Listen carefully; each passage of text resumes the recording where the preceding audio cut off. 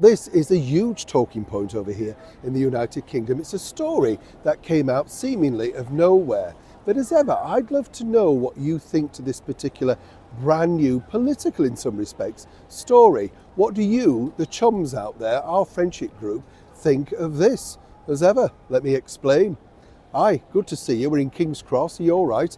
This is the scene, of course, of so many departures, meetings, tears, farewells, and of course, if you can afford it, a cup of coffee now. It's so expensive, isn't it, in those forecourts? Have you ever been around these places? Why is everything double the price just because you're trapped inside, of course, a railway station? You know the sort of thing I mean.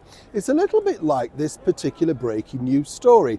It emerged over the weekend and originally came from the British broadsheet newspaper, The Telegraph. And this is all about from our, Prime Minister, the Right Honourable Rishi Sunak, currently the British Prime Minister, who's decided that he believes it's time to bring back this, square bashing as they called it, national service.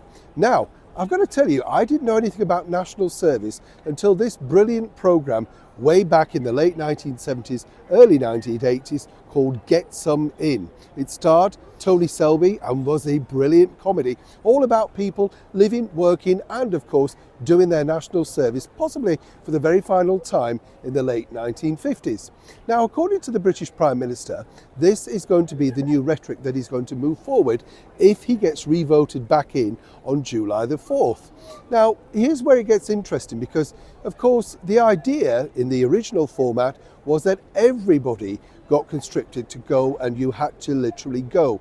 There was no ifs, no buts. Unless you had a serious medical condition, you had to turn up and do your time. Now, for anybody out there, I'd love to know, particularly over here in the United Kingdom, were you lucky enough to do your national service? Did it make a man of you? Were you glad about the strictness of it, everything that possibly went with it? And more importantly, do you think it should be brought back?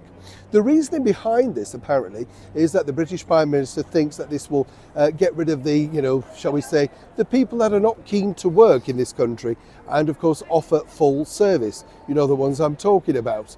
And he thinks also that this will give a sense of young people's identity, make sure that they feel they've got something to strive towards.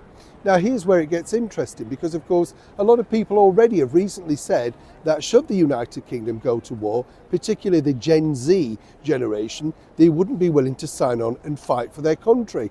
No. But then when you have people like Eddie Izzard, you can understand they're perhaps more interested in putting on their lippy in the cockpit rather than possibly getting down and dirty, getting rid of the enemy. You get the picture. And I'm joking, of course, that this is the situation we're now in. But national service, did you take part? Would you think this is a good idea to bring back in 2024, 2025? And truly, could it work? Another idea they're toying with, which again would have a broad appeal for many, is the return of capital punishment. And that's a very thorny topic also. But again, why not let's have a debate? You let me know what you think, particularly in the comments below. And as ever, please like and share. National service, for or against? Neil Sean, King's Cross, London.